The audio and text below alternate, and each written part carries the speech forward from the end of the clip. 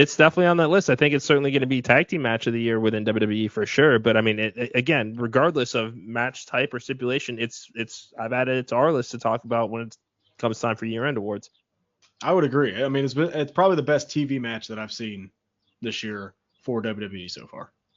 Yeah. I don't think that's an understatement. I don't think that's hyperbole. I don't think, that's me going crazy. That was a really, really good match. All the teams involved were great. Disappointed that wasn't on the Mania card.